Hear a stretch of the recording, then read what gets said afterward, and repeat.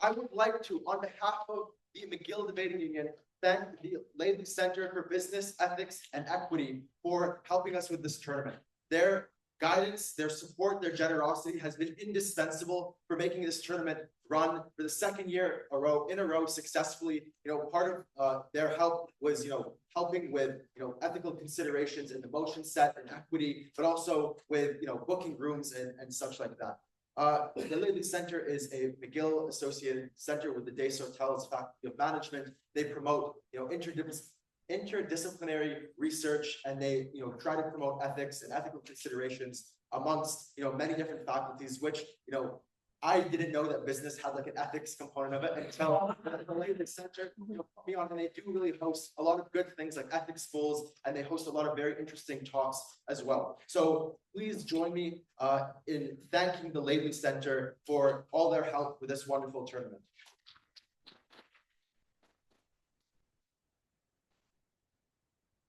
The last thing I want to leave you on is to, throughout this tournament, there's been some ethical considerations in the motion.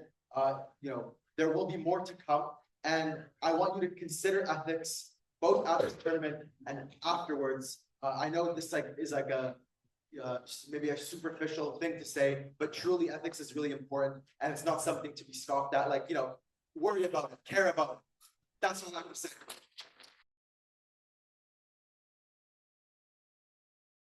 Create a very safe, successful tournament environment for everyone, right? We want to discourage all unethical behavior. We want to encourage everyone to be conscious, considerate, just empathetic, nice people, right? People who are aware of other people's identities and their lived experiences, and just create a supportive debate. Unacceptable behavior, this includes obviously, but isn't limited to inappropriate comments or gestures about someone's gender, ethnicity, sexual orientation, ability, etc.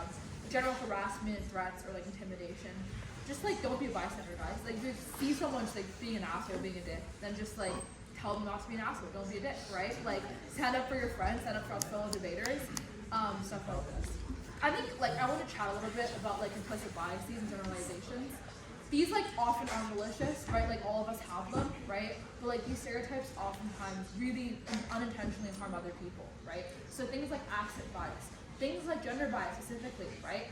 For instance, as a chair, as a panelist, spending the entire time of trying to figure out who won the debate, all these rankings, not focusing on speaker scores, not focusing on whether you gave all male partners higher speaks and WGM debaters lower speaks. Things making sure the WGM panelists are recognized in rooms. Things making sure that you refer to a team partnership by both the male and the female debater, and not just by the guy debater, stuff like this. Clothing and appearances, generally just don't make broad generalizations, right? So where is equity applicable at this tournament? Quite obviously, it is applicable during all of the debate rounds, also in the GA, now in between rounds, in all tournament-related communications, group chats that you have with other debaters at the tournament, our Discord service or server, billeting accommodations that you might have booked, the social that we'll have tomorrow night, as well as probably any other communication that you have with debaters that is relevant to the tournament throughout the course of the weekend. Some Montreal-specific resources that you can use. We have Walk Safe and Drive Safe if you are out throughout the duration of the weekend and feel unsafe where you are or getting back to your Airbnb, to your crash. To anywhere else in the city. We have McGill Walk Safe and McGill Drive Safe. Once again, these are posted in the Discord. There's a briefings tab and the equity briefings there. You can access all of these phone numbers, as well as McGill Security there as well.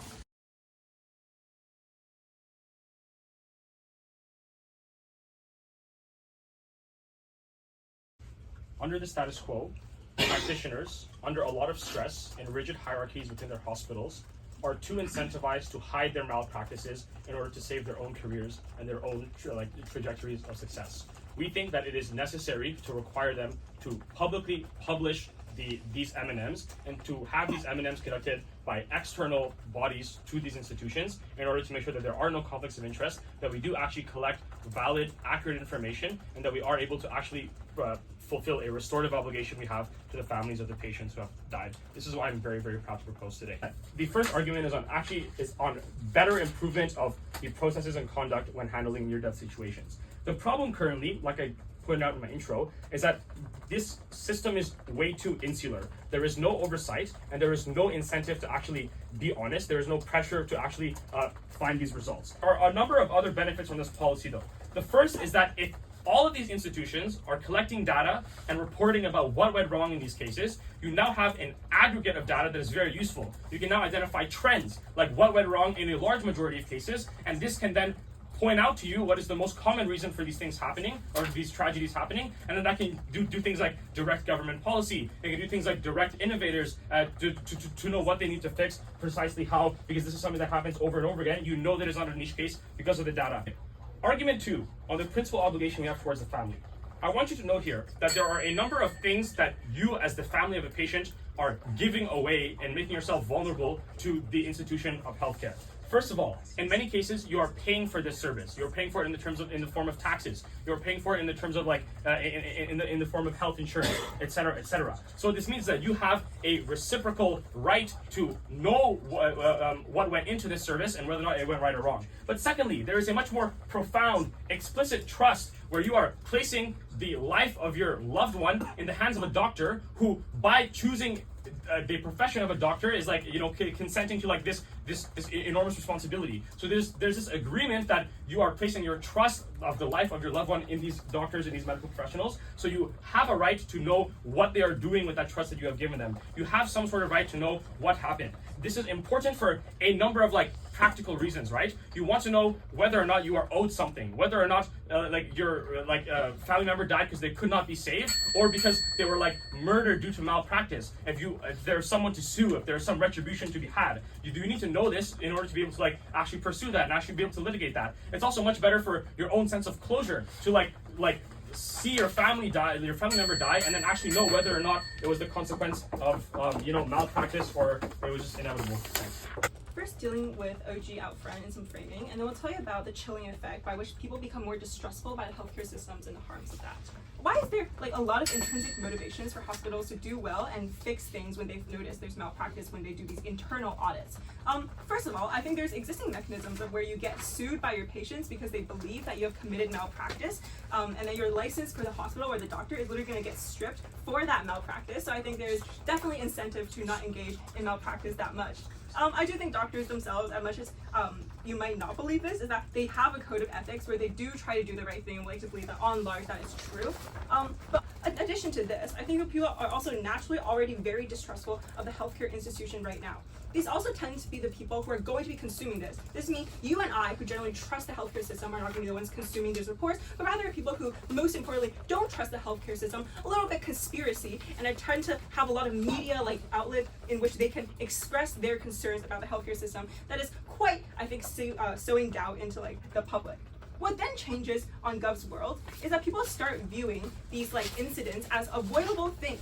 Because there's a lack of context of what happened, they're unable to paint the full picture and more likely to see it as this was an incident of oversight as opposed to this was an incident in which the physician tried their best, but there were external situations that caused it. I think a majority of those circumstances the narrative gets quite warped and pretty bad. Yeah. But also, additionally, I think healthcare is viewed in a very non-rational way that's going to cause people to furthermore do this. It's a rather emotional thing because people do believe that healthcare is responsible for their life. It's something where they feel like the healthcare system does have some jurisdiction over their life. It is also a complex system that a lot of people think is quite shrouded in mystery, and they don't know a lot about what's going on behind the scenes and logistics. And I think that end effect of this is that they're likely view things as malpractice and oversight as opposed to probably what it actually was, which is circumstantial. The impact of this is several fold. The first is that I think people are less likely to access the healthcare system when they should. They're likely to trust the system less because of all the reasons provided above, and less likely to just simply say, hey, the healthcare system is probably doing their best, as opposed to seeing that now there's all of these false and evidence of potential malpractice or potential oversight that they can point to, things that they can interpret as such. No, thank you. So I think even at their best case, where you assume there's not much or marginal change to the quality of care, I probably still prefer if people actually access healthcare in the first place. This is to say, in the worst, in which all of the cases on our side is oversight in these reports, right? I think we still prefer if people sought out healthcare instead of having a lot of doubt in the healthcare system and did not seek out healthcare in the very first place. The second fold of this impact is that there's just more hostility to like healthcare staff, and I think that especially in a world where like healthcare staff are not treated very well in the first place and tend to be under very high stress situation, which often does cause them to perform worse on their job. I think that when people feel like you are like a op who has like bad intentions and is likely to then have malpractice on my case, I'm likely to treat you worse or feel just more hostility towards you. So the first thing I just want to do is bring back Irfan's case and explain why I should just already win the debate. We explained why the accountability in status quo is not enough, for a few reasons. The first reason is that their accountability mechanism, which is that regular people see malpractice, they go report it to the physician board, is very, very bad for the regular people who are out of power disadvantage. They don't know anything about medical knowledge. They don't know whether or not it was actually malpractice or just because the doctor could gaslight them and say, well, there were some difficulties in the procedure. And furthermore, because they are oftentimes dealing from grief and trauma, they oftentimes don't want to revisit that. It causes them immense pain, and therefore there are often reasons why you would not try and bring it up in the first place. What is a much stronger mechanism, and the one Irfan highlights, is that once you make it so that it's public domain and public knowledge, there are an entire sphere of external institutions, such as competing private institutions, since the competitive market, that now have incentives to scrutinize other institutions and see if there's something suspicious going on.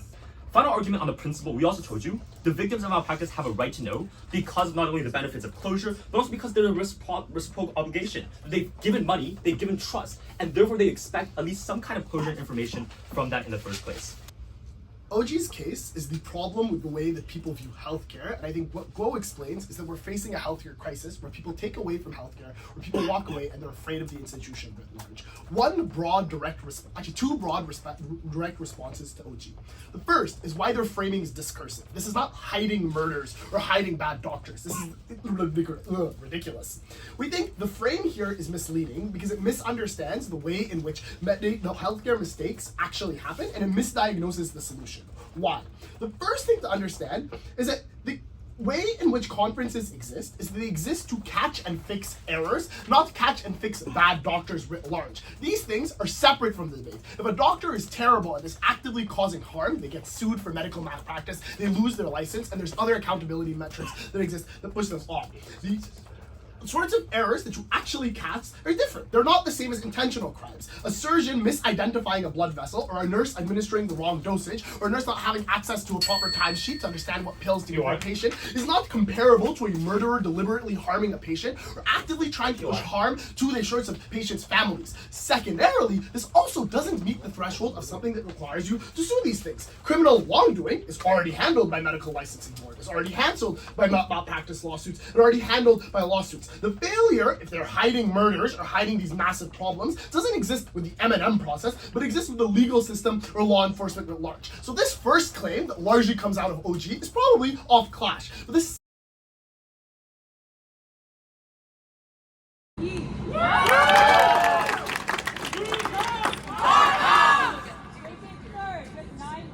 points, 760 secret points, QDU, and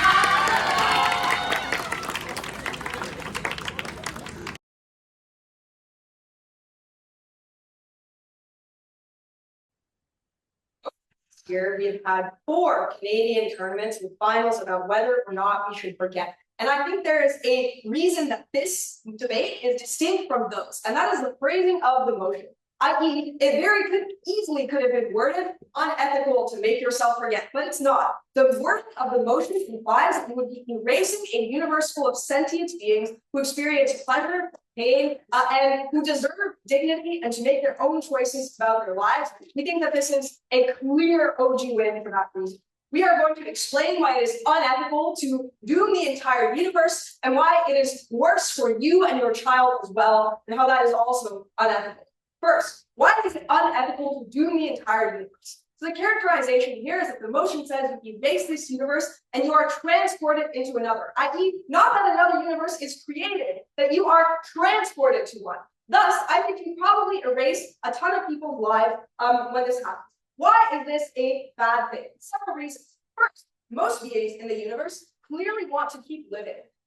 Number 1, killing yourself is literally not that hard. It is the default. If people wanted to, they would. It is hard to live. You have to get food. You have to sleep to get energy. You need to work. you need to hunt, you need to stay on guard for threats. Most people actively choose to do these things, which is a revealed preference for living when they could otherwise lie down and die. 2, people clearly express a preference for being alive consistently in society. We set up large structures of charities so that we can save more lives. We get sad when people die. We talk all the time in our media, in our news, in our school about how we are afraid of death and what comes after it. Thus, I think it is pretty unethical to make this choice on behalf of billions that they clearly do not want to make themselves. I believe that you have a strong ethical obligation, at minimum, to not drastically limit people's autonomy by fucking killing them. It is an assault on the dignity of billions. But I also think you have a weak obligation to allow the kinds of pleasure and higher order fulfillment that exist already in this current universe that would be erased. Why is there lots of utility in the current universe? Because I'm sure opposition is going to be like, life sucks, nuke everything. Here are some reasons. Number 1, there are evolutionary reasons not to be miserable. I think most creatures adapt to their baseline conditions such that they experience pleasure and fulfillment when they do evolutionary optimal things like having sex or eating food that is nutritional to them, or having a bonding moment with their child so that it's not going to die in the wild before it reaches maturity. I think that this means that even if it's the case that there's lots of war and death and bad things for all the animals in the farms, for the most part, they are literally just fine. Like the people in Gaza are still making jokes and having fun when they get a little bit of tasty bread, even though their baseline conditions are quite terrible. Nick is going to explain this further, but I think it is clear that there is, I guess, a lot of fulfillment in people's lives, just a lot of good feelings that you do not want to erase. Opening down is quite simple, which is they assume death. But if I can prove you that death never happened, then I guess we win. The first thing is that this replacement universe, the certainty is an erasure. But the main thing is a chip of pieces argument, right? Like if you're just like replacements, and these people are the same individuals and we wouldn't know. Like the erasure of life is contingent on not being able to get life. But like I just want to say that like this brand in the other universe, you can't buy me, right? So actually in the other worlds, if you're experiencing things, these are the reasons why you're still probably experiencing things in to begin with. But also the elevation of existence is very different from like things like death. Because death assumes that you had, experienced life. But the good thing about erasure of like life in general is that you never were born to begin with and you never really existed. This is kind of, if you never existed, and then like that means I never died to begin with, so it's net neutral. And the end of this response is pretty simple. The first is I think the ethical obligation to like is quite net neutral. I.e. that I think either individuals just transferred to another world to begin with, or they never were born, so therefore they never had to experience the fear of death. But 2, that even if it's true that they had raised their consent, but like if they needed to be alive with that consent to begin with, again, prior to that those things happening. Cool case, therefore. The first case is just our perspective. We think that it's ethically required for you to do this on a utilitarian basis. So, like, I think what you don't know won't hurt you. We think you'll probably keep a happy marriage and no one suffers. Why do the first thing I want to deal with then in terms of like the counterfactual? I think on a utilitarian basis, the first thing that an OG lobby is, but cheaters are very bad. But I think like oftentimes divorce is the catalyst for why you feel extremely, extremely unhappy. I think that even if it's true that specifically cheaters do the things that you talk about, and it's not that you have been living 40 years, for example, without you knowing, right? It's the fact that like this person is at the very least keeping up his moral duties. So at the very least, he's sending the child to school. At the very least, he's like doing doing you like a financial favor. All of these things is to suggest that there has been very, very little indication up until the point that you got that piece of information to begin with. That's particularly important because you can have a cheater but still have a pretty happy life to begin with. But also oftentimes divorce becomes the catalyst where the worst possible outcomes come about. Because I think that and there's a few reasons why, right? The first thing is I think that specifically the knowledge of cheating itself makes it very, very difficult to revert back your idea of what specifically that person is. So you no longer love the individual, you can no longer feel any kind of like happiness for the particular individual. This means that you to live, for example, a long life of like very, very sad psychological harm and trauma as compared to not ever having that to begin with. Let's begin with some framing. What does it mean to erase the universe? They say that what it means is to rewind the clock somehow and make it such that the universe never existed in the first place, so people aren't actually dying, they never existed at all. Read the info slide. It says this nowhere. The universe goes from existing to not existing. Everyone stops existing. I have no idea why we should believe any of the crap that they have. Their second big picture response to our case is, well, ship of Theseus, bro. It is likely that you are identical to the version of you in the other universe, so we're not really killing anyone. I want to propose a thought experiment for you. Imagine someone walked up to me with a gun and said, Nick, I'm about to shoot you in the head. And I said, oh my God, that's possible. you would be killing me. But they said, oh, no, bro, don't worry. I'm going to go to the lab, and make some creature that is identical to you, in a different universe, perhaps, or in this universe. I would say, I don't care, because it still sounds like you're going to make me stop existing. But if I'm in the same way the ship of Theseus is identical, if I'm identical to that other being, that's still not, in my view, something I'm going to care very much about. That's going to violate my higher order desire to continue existing, to not die. Great. Furthermore, if, as we say, this isn't about creating a replacement universe, but just about going from one universe to another, I'm assuming the many worlds interpretation of quantum mechanics is true, then it's still the case that we're going from like 16 billion humans to now 8 billion humans between these two universes, perhaps. Between these two universes, perhaps there are others. This is still a massive reduction of the sheer number of entities that have pleasure, that experience all the joys of life, and that get to self-actualize and do the things that they want to do in life. There was a POI that said, well, are you obligated to have kids? The correct answer is no, you're not. But what you're obligated to do is not kill someone else's kids. So it is probable that even if your whack-ass framing is true, we suggest that you're not obligated to create a brand new universe with people in it. But what you are obligated to do is respect the rights of beings that already exist in the status quo, that have hopes and dreams and relations with others, and in many cases, like in the case of your kid, a relationship with you specifically, which yields a special obligation. Are there any more POIs? Okay, yeah, please. Yeah, so the analogy is that no one suffers and no one has to mourn. Those are the people killing someone in that. Sorry, the reason killing someone is bad is because of suffering and mourning. If I take someone who has no friends and family, bring them up with me to an island, and then kill them painlessly, is that just acceptable? No, death is wrong because you deprive someone of life and getting to do the things they want to do. Deaths are bad even when there's no one to meet. Deaths are bad even when they're done in a split second, in an instant, like in the case of explosion. That's a frankly very silly POI. All right, let's talk about everything else. So, next thing they say in response to our case is, actually, no, you shouldn't believe Julia's deontological analysis of the harm of erasing the entire universe because utilitarianism is true. One, I'm sorry, this is just a personal thing. We are not running a deontological case. We are running a consequentialist case about desire satisfaction, the satisfaction of higher order desires. Let's explain why we should believe our theory over theirs. Many people like pain in some settings. They desire pain in a BDSM setting, for example, or you desire pain like getting pinched just to see what it's like, purely because you're curious. In those cases, is it bad if people are subjected to those experiences? Obviously not. If I want that painful experience, it is clearly good for me to get it. And so, for that reason, we can infer pain and pleasure are not what's primary. Desire, yes, in general, it's the case that people desire pleasure, so the two go align, but we suggest in many cases it doesn't. Furthermore, we suggest that what you should then determine when you're asking how you should treat someone isn't just aggregating all their desires, but looking at the ones that they themselves prioritize. If I'm willing to sacrifice a bunch of things I don't desire as much for something I desire way more, presumably it's more important and more just to let me get that thing I desire more. This ultimately leads to our case. We said people most desire to continue to live. And even if that's not true, living is a prerequisite for getting the things that you would desire most if it's something other than living. Great. I also suggest that to take a pretty personal example, when I'm writing like a paper, working on a big project, oftentimes there's a lot of suffering and pain and boredom in the interim. And sometimes there's honestly not even much pleasure at the very end. But I just feel like that's something I want to do. I desire to change the world in that particular way. It is an obvious infringement upon my autonomy and a wrong to stop me from writing such a paper, even if it would be the case that would decrease my overall happiness. I think these intuitions are quite clear. Quick note on the POI we got from CG. The info slide actually says that by pressing the button, you would remove the possibility that you could ever find out about cheating. So that's how we know that that's not going to happen, and that is not a concern. Going into what the OG case was, their main push is that this would be unethical because it would basically be destroying an entire universe analogous to killing billions of people.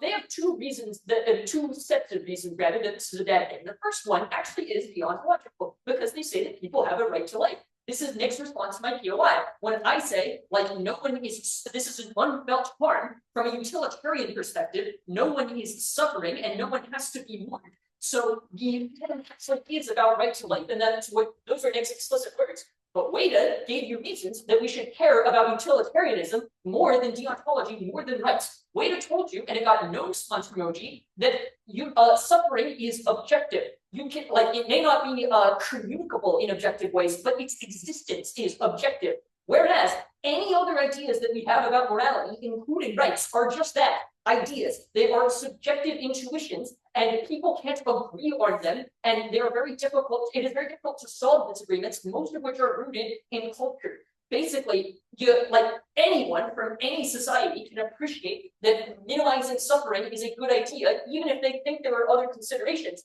And this is why we often fall back on utilitarianism when we have no other pressing moral obligations. Like, if there's no pressing reason to do something for the sake of justice or whatever, we say, okay, well, what helps the most people, what hurts the fewest people? This is something, this is why we should not care about these right to life arguments as much. But also, I don't think this denies anybody of their right to life.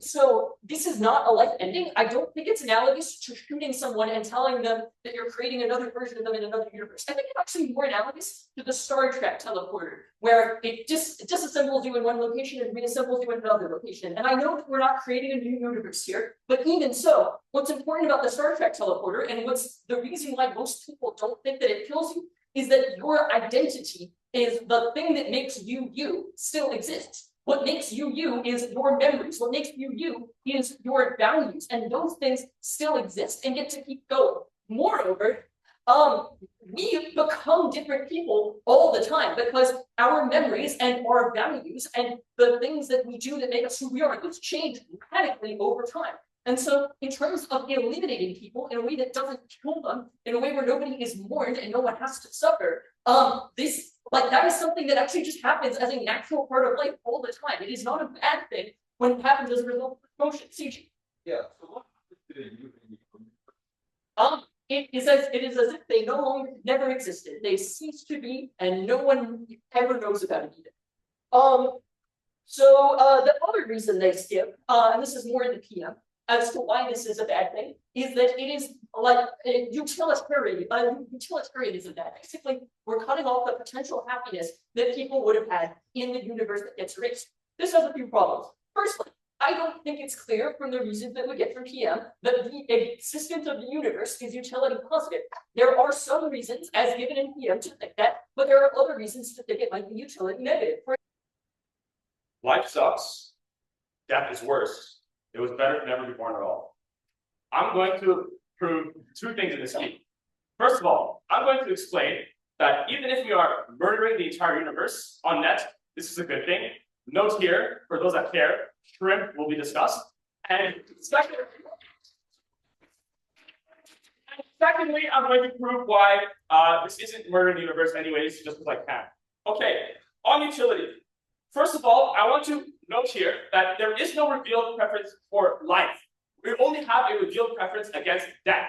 Why? Because death is painful, death is scary, death often evokes emotions of guilt because we know we have family and friends and people who rely on us after the fact that we are gone, that we are going to cause pain to. So for all of these reasons, we have a revealed preference against death, not for life.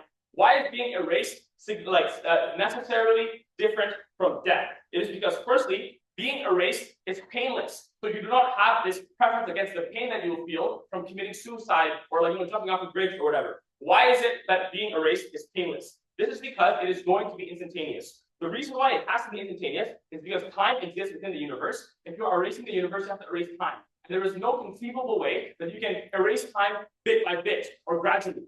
How does that make sense?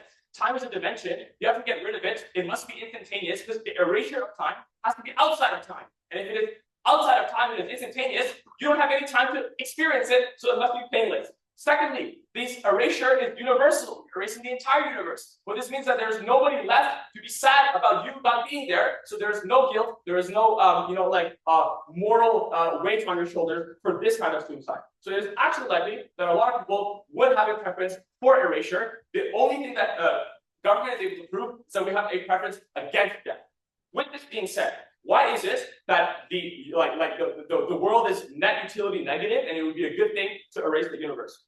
Firstly, most of the world lives in poverty, and the reason this is important is because, get ready for the plagiarism, life is inherently energy dependent. And what this means then is twofold. One, there are negative experiences that we experience in order to indicate things like depletion or danger. Things like hunger, things like symptoms of diseases to indicate that there are germs in our body. Things like pain when we touch something hot or something spiky goes through our hands.